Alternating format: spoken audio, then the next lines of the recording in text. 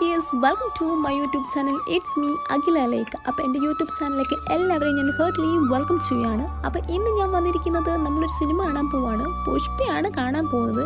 Actually ഇതിൻ്റെ review ഒക്കെ ഞാൻ നേരത്തെ അറിഞ്ഞു, പക്ഷെ നമ്മൾ ബുക്ക് ചെയ്ത് പോയി. സോ അതുകൊണ്ട് നമ്മൾ കാണാൻ പോവുകയാണ്.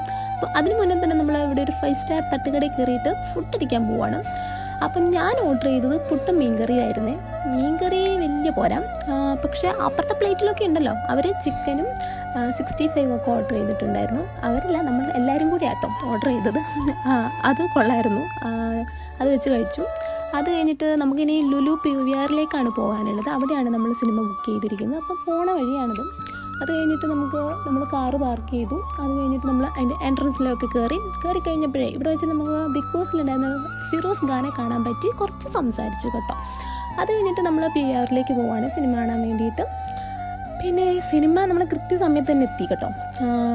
അത് കഴിഞ്ഞിട്ട് സിനിമയെ പറ്റിയുള്ള അഭിപ്രായം പറയണം അല്ലേ, അത് from the bottom of heart പറയുകയാണെങ്കിൽ സിനിമ ആരോടും പോയി കാണാൻ വേണ്ടിയിട്ട് ഞാൻ സജസ്റ്റ് ചെയ്യുന്നില്ല. എനിക്ക് തീരെ ഇഷ്ടപ്പെട്ടിട്ടില്ല. പക്ഷെ ഇഷ്ടപ്പെട്ട ഒരെണ്ണമുണ്ട്, പുഷ്പ പുഷ്പ പുഷ്പ പുഷ്പിക്കെല്ലാം ഉണ്ട് എന്നോ ചിലതോ എല്ലാം, അങ്ങനെ ഒരു പാട്ട് ഇതിനകത്തുണ്ട്. അതെനിക്ക് ഭയങ്കര ഇഷ്ടപ്പെട്ടു. എനിക്ക് മാത്രമല്ല, എൻ്റെ കൂടെ ഉണ്ടായിരുന്ന എല്ലാവർക്കും ഇഷ്ടപ്പെട്ടു. പിന്നെ എന്താണ്, ഫഹദ് എന്തിനാണ് ഈ സിനിമയുടെ ഒരു ഭാഗമായത് എന്നതിന് എന്തിനായിരുന്നു എന്ന് എനിക്ക് തോന്നി. നല്ലൊരു റേഞ്ചുള്ള ഒരാളല്ലേ ഫഹദ്. അപ്പോൾ ഈ സിനിമയുടെ ഒരു ഭാഗം ആവണ്ടായിരുന്നു. കാരണം പ്രത്യേകിച്ച് ഫഹദിന് ഒന്നും ഇതിൻ്റെ അകത്ത് ചെയ്യാനില്ല. ഒരു നല്ലൊരു റോളായിട്ട് എനിക്ക് ഫീൽ ചെയ്തിട്ടില്ല.